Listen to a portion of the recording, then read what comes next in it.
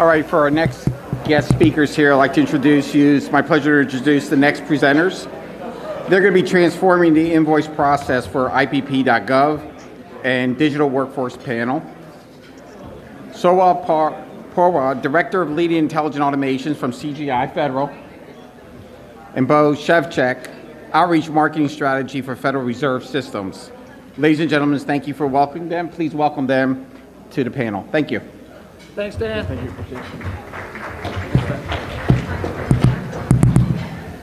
Okay, thank you, everyone. Thank you for your attention. So I'm Bo Shevchik. I'm with the Federal Reserve System. I represent the invoice processing platform. We'll go through that.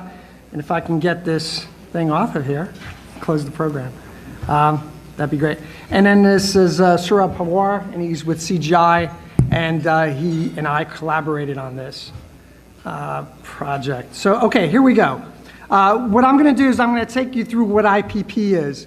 Show of hands, what agencies here use the invoice processing platform? Few?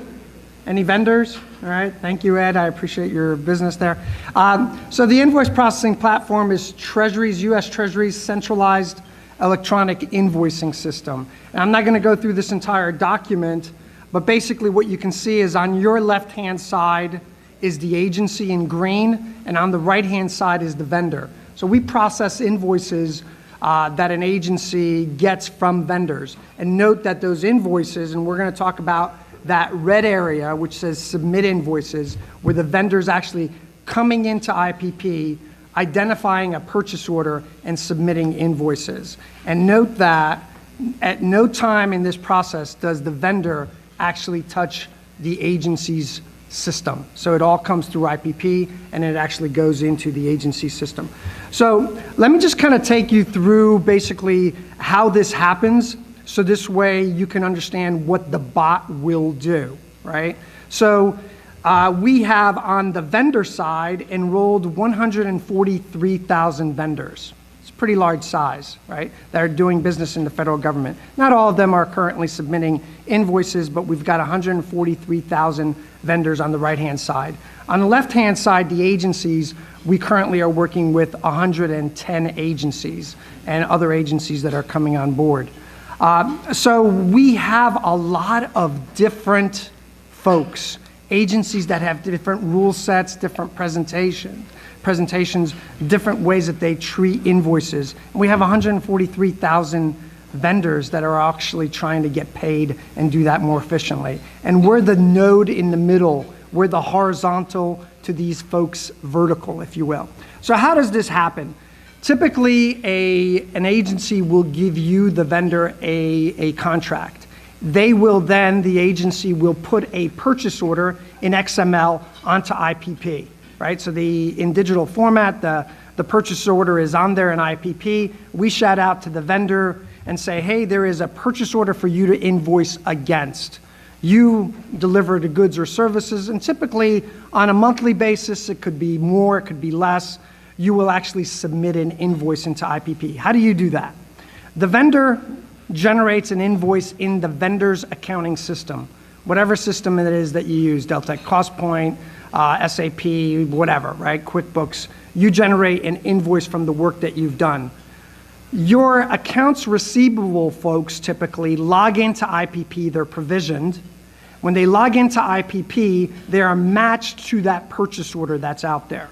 They're able to see that purchase order, they see the PO, and we use purchase order as a general term. You could call it a task order, an obligation, but it's an obligated amount of funds that you're allowing the vendor to pull down on, right? The vendor sees the PO, the vendor goes in and flips the PO. We call it a PO flip because what are they doing? They're creating an invoice out of all the data that is in the purchase order. And why do we do that? Because we don't want manual entry error to actually slow down the process.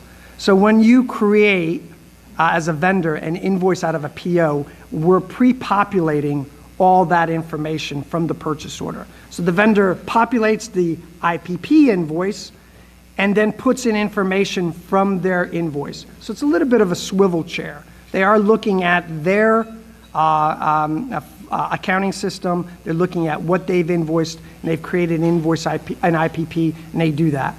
Once they fill out that invoice, there's a lot of business rules that make sure that you don't overbill, et cetera. But once they create that invoice, they press submit, and the invoice goes into IPP. It goes through all this workflow, et cetera, et cetera. But basically, from that perspective, I say apply, shampoo, rinse, and repeat. Why do I say that? Because if you're a large vendor and you have many purchase orders with the 110 agencies that we service, your accounts receivable people are going in there many different times with different purchase orders, opening up those purchase orders, flipping them, submitting the invoice. The large majority of our 143,000 vendors that submit invoices are doing that PO flip. They're doing that semi-manually, if you will. Some are using an XML file to actually submit, so that's fine, and we work with them. We call that e-file. So that's the process that we are going to mimic with CGI. All right, so Pavar is with CGI, a great partner of IPP, and they're also a vendor. So they're a vendor that actually invoices 14 different agencies, maybe more. The number keeps on changing through IPP, and they generate basically 89 invoices monthly. So think about that. Their accounts receivable people are going in and doing this 89 different times. And the objective for using an RPA with this process was to eliminate the manual entry, the data entry into IPP, to automate validations that this has occurred, and to increase data accuracy. And the outcome, again, we're sort of in our first year and there's phase 2 coming, is that the human spent creating a single invoice in IPP can be anywhere from 5 to 30 minutes. Depends on the complexity of the invoice.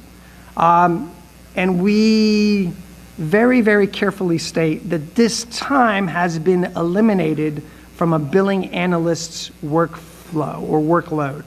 The reason that we state it in such a way is that the analyst can do a lot of other things, right? We're not eliminating the analyst, we're eliminating that work that he or she would be doing. So plans for success, collaboration is key for RPA adoption. This is what we've learned. We at IPP appointed a functional lead to support the adoption of RPA.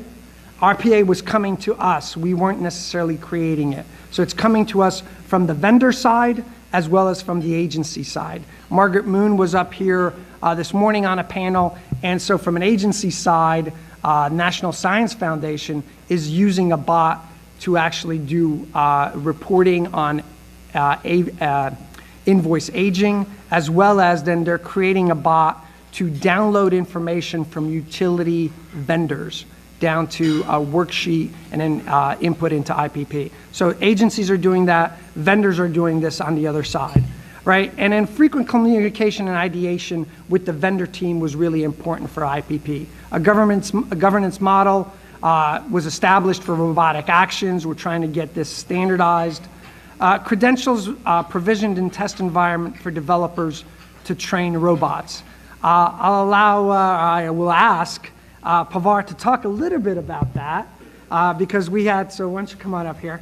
And what happened with the password management? Hi everyone. How's lunch? Good? Yeah, we had to eat fast, but it was really good, especially the chicken. Thank you, Actaia, it was great lunch. So, Bo, to answer your question about password management, this was something that happened the first day we went live. So we were all excited. We had our robots configured. CGI Federal operates its own robotic operations center, so we drink our own champagne. And we launched the robots to realize that the robot's password has to be changed the first time it did anything meaningful. And then we called the help desk, of course, because we need to change the password. The robot does not have certain SSNs or other credentials that it can identify itself to the system. And we got a rude awakening that the help desk would not let somebody who is not the robot change the robot's password. Now that was kind of a chicken and egg problem for us, so we worked with Bo and team to train the help desk very quickly. It was a very short turnaround to make sure that the help desk understands that this is a new profile. And that new credentialing has to be in effect. And there is a certain individual or a list of individuals on the CGI side, on the vendor side, that can actually call into help desk, identify themselves, and change the robot's password. And when that happened, everything else worked like it should.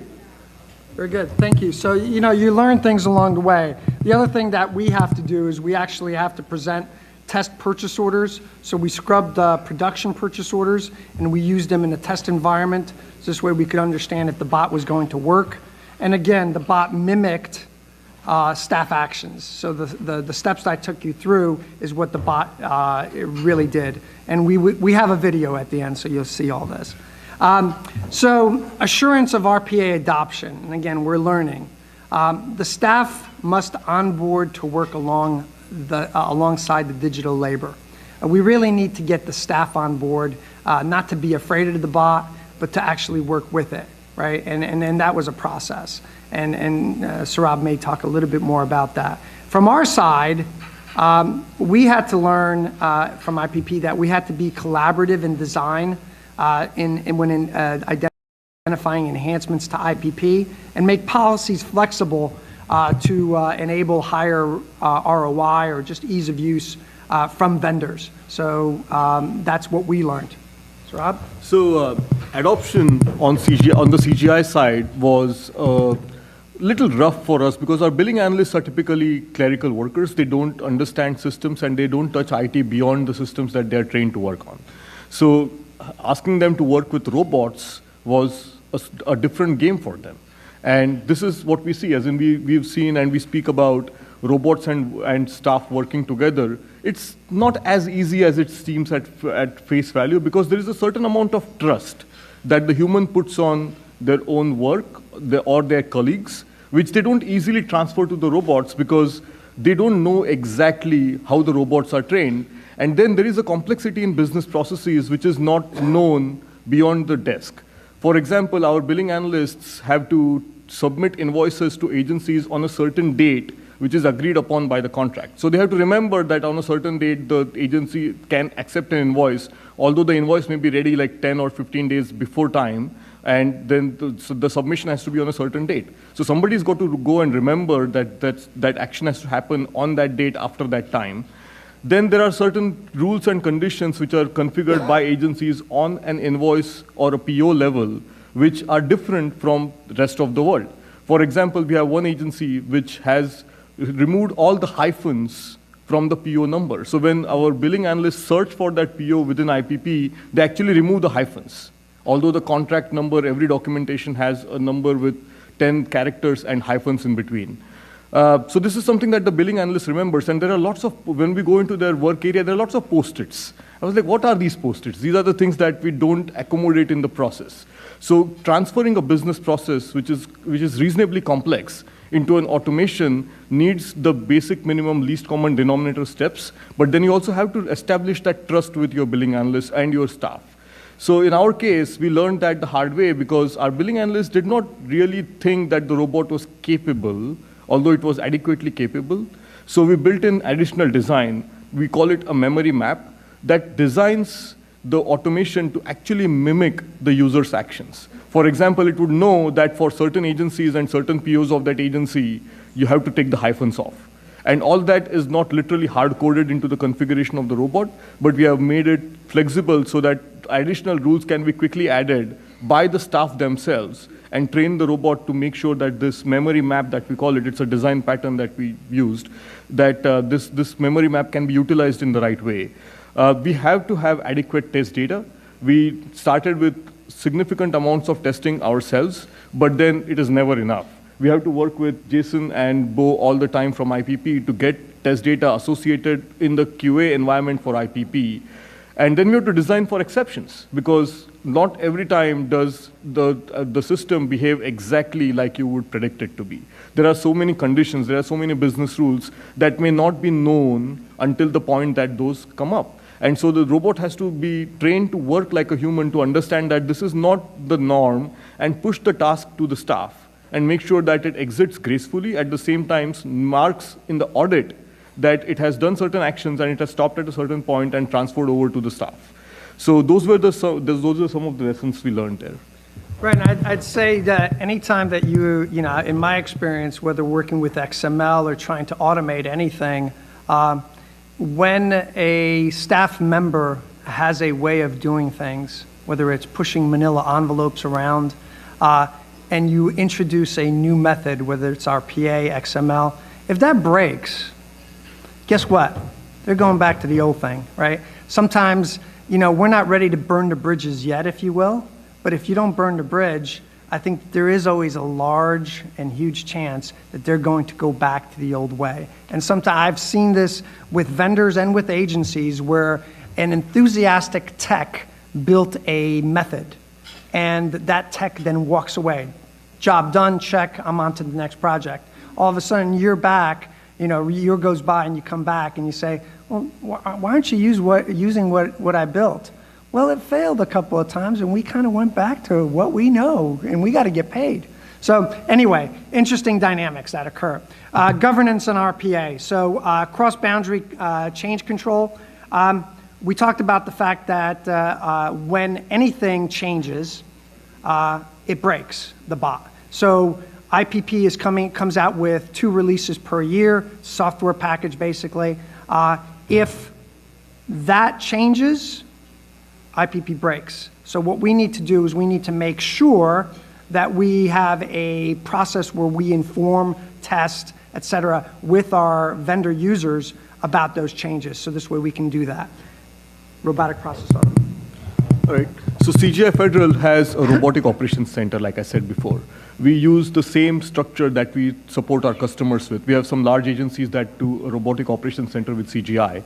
The cybersecurity of the platform and the posture that is very important to all operations, because these robots are touching very critical systems for the company. And in our customers' cases, they're touching very sensitive systems which our customers own. The cybersecurity posture becomes extremely important. And with that, we exercise the right development footprint to make sure that our code is safe. But at the same time, we make sure that our credentialing and profiling of robots is not just accurate, but defined per the agencies and the NIST standards that we all like. The other side is communications.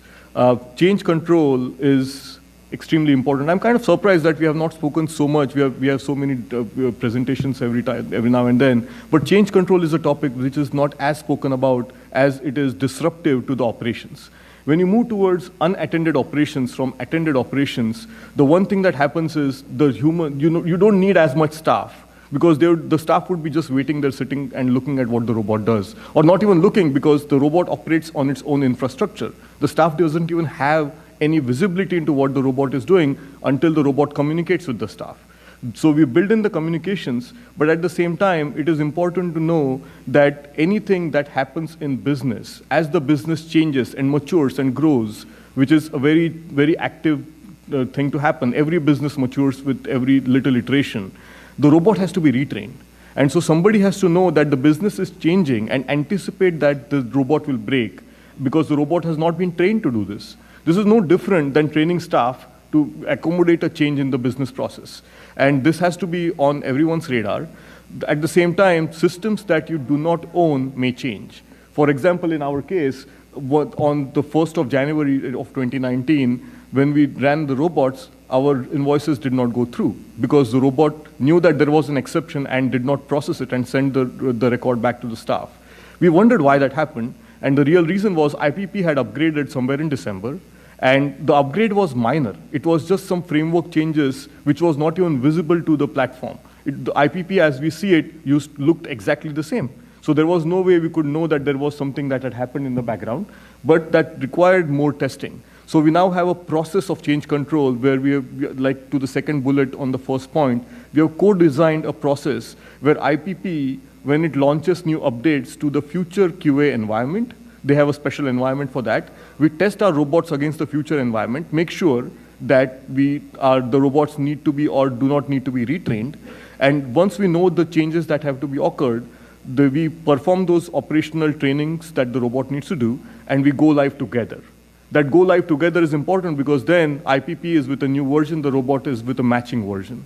That important change control is going to be a part of your conversations across your RPA buildups as you integrate with more and more systems.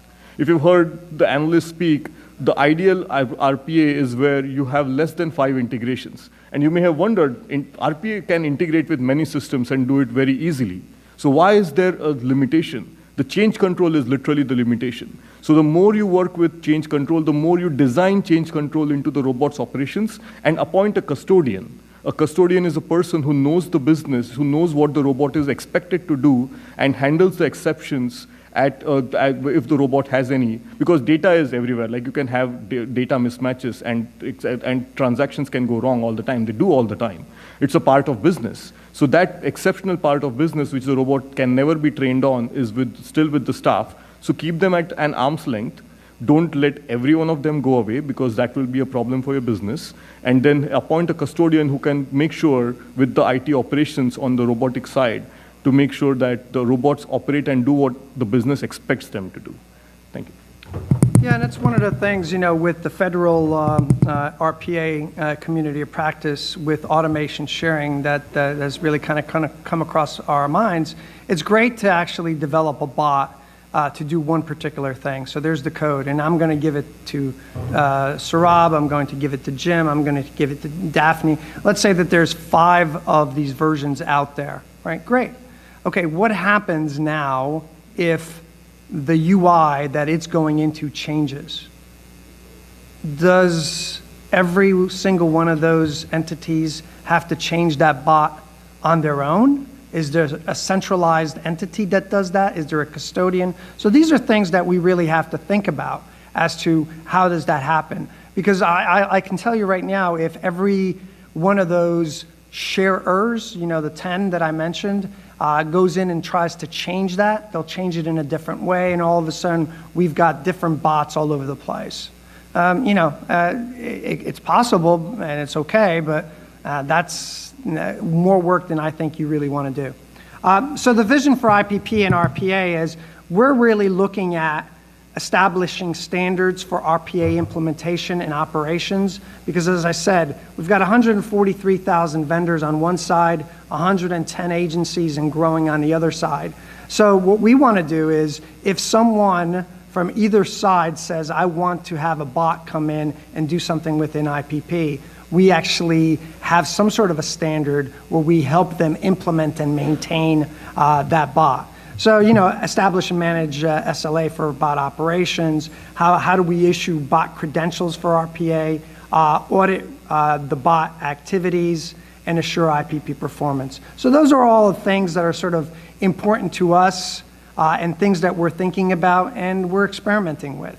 So we don't have a definitive full stop answer yet, but we're working and experimenting with a lot of these things. So here's the video. And I'm going to allow Saurabh to actually talk through the video. So this is, again, a CGI bot submitting an invoice into IPP. So here we go. And we can play it twice if you like. No, I clicked too late. There we go. So this is the robot submitting invoices via IPP. The robot, so currently in phase 1, the way we have implemented it is that the robot monitors a folder for files that the billing analysts drop from their financial systems. I'm going to pause the video and speak to that a little. So with the compliance that CGI requires as a government contractor, it is important for us to make sure that our secure financial systems that we use to invoice the government with, or to create the invoices that go to the government eventually via IPP, we have to make sure that with SOX compliance, the robots are not allowed to go and do things on those systems. So our billing analysts are required to extract information from the robots, from the end system. We use CostPoint, if you've heard about CostPoint, and drop that information into a secure folder where the robots can read from, and then parse that information to go ahead and perform business. With the next release, we are automating that. So when the invoice is triggered in the financial systems, all of it is automated. The data is going to be pushed to the robot. The robot can't go into the system, but that push is via APIs and stored procedures. So with that, the robot will then record all the information that it requires. It will remember it, keep it in memory. it goes through the line items and performs validations as it submits the invoices. When it's done, it sends confirmation emails that tell the billing analyst that work has been performed and that they should expect a reply on the AR side. So let me go ahead and play this. So it monitors the secure folder. These files are PDFs and XMLs because PDFs have to be attached into IPP. And then it goes ahead and creates the invoice. Let's look at how it does it. So it's using its own credentials. It logs in, it finds the PO. This is where I said some of these POs don't have hyphens, although they have on the internal contracting systems, and it becomes a problem. It enters the header and line information.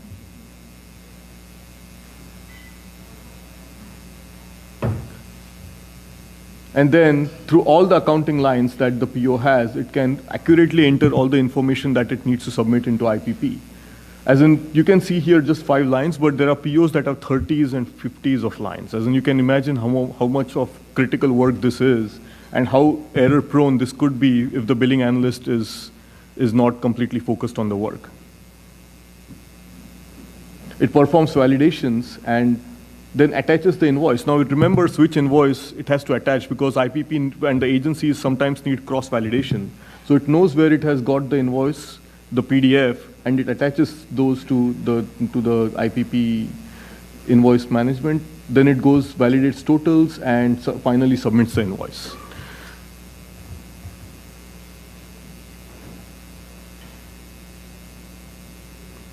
And now, for CGI's internal audit, it also stores a copy of what has been submitted into another secure folder where our billing analyst can go back and look if they need to check. And then it also sends an email which is formatted to the needs of the billing analyst to identify what has happened, what work has happened, and what was the invoice number, what was the PO number. We don't send any really critical information out there because the billing analyst always can go back and look into the systems. And this brings me to the end of this video, but there is one point that I would like to impress upon.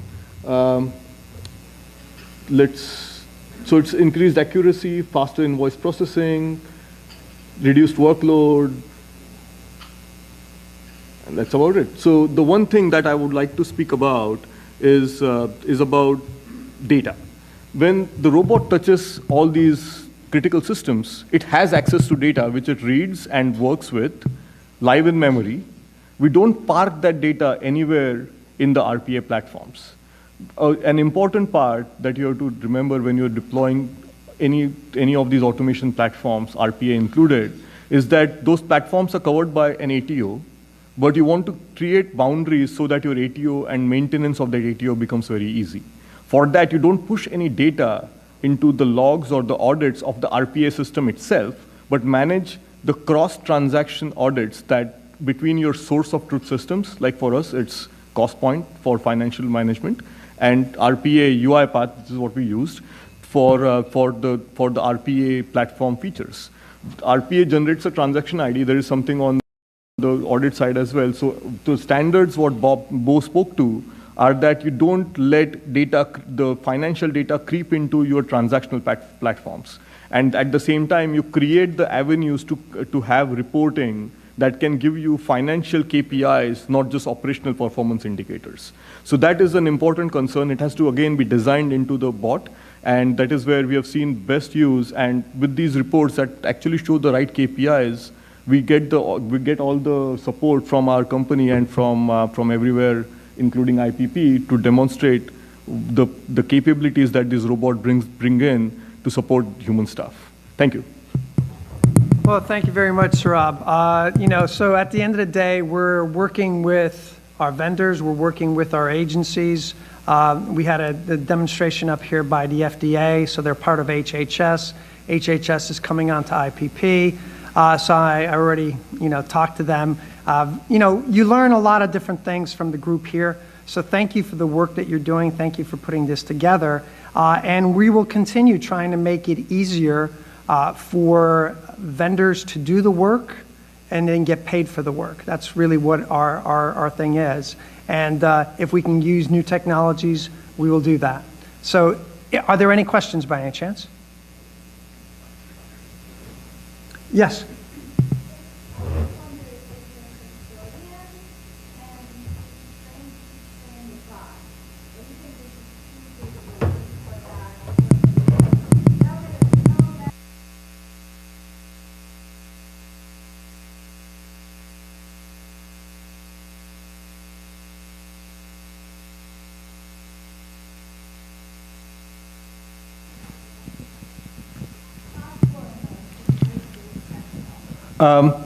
Great question. I rarely get that, but then there is a significant move on the RPA platform side to make it easy for the business analysts and the scripters and the business subject matter experts to initiate the automations. The technology is easy to start with, but when it comes into making robots and automations production ready, that is when you need technologists. So what we do is we start with our business. A lot of our business analysts are actually trained to start with RPA. It is very easy for them to create the initial versions of the scripts. But then those scripts have to be hardened and put into production. Before we put into production, they also have to go through several security checks and a lot of features that we would want our robots to have. There are frameworks that make a robot enterprise compliant, but those frameworks are harder for our billing analysts and our business analysts to understand and work with. The new feature with UiPath that we are testing is something that they call Studio X, where Studio X is a platform feature. It's a studio. It's the same environment that developers used, scaled down to make it easier for the billing analysts and the business analysts to understand what is going on. So we have seen other vendors also have similar capabilities. There was another vendor we saw the other day, Another Monday, they call themselves, and they have a product called AM Muse, just to amuse the business analysts, and that product lets you create the first versions of the automation to push on to the developers to make it more robust. So UiPath is doing excellent in this side. I'm sure other vendors, when you speak to later today, you should speak to this problem and how business analysts and the large population that can be the first versions of the ideation, to your point, can be worked into and integrated into the system. We have certain agencies, I can't name them right now, but they are actually creating business scripter profiles where subject matter experts actually create with the ideation and the ideas that they push to the CTO and the CIO groups, they actually push the first version of the automation for the developers to look and see what it feels like. And then that gives them better understanding as to what is this automation even meaning. It's very hard. Like I come from CGS CTO shop, so it's very hard for us to understand business. And when we don't understand business, it creates additional lag to deploy automation. So great point, and we are working towards it diligently. And here's Ed. Yeah, before Ed gets in here, right? Yeah, so great question, because as I spoke before, it's great to build a product or a technology, but then adoption is all about the ability to use it and to fix it. And I think I would say to everyone involved, whether it's the software supplier or us, we have to look at that question. Because if you can't fix it and then you don't have access to the IT person because they're on another project, it will not be used, or it will be put to the side, and you will find a reason why not to use it. So I think it's a great question. Ed, are we out of time? You are. Well, thank you very much. If you've got any questions for myself, here's my number or whatever, contact details. I'll be here for the rest of the day. Saurabh will as well. Thank you for your attention, and we hope to see you next time. Thank you.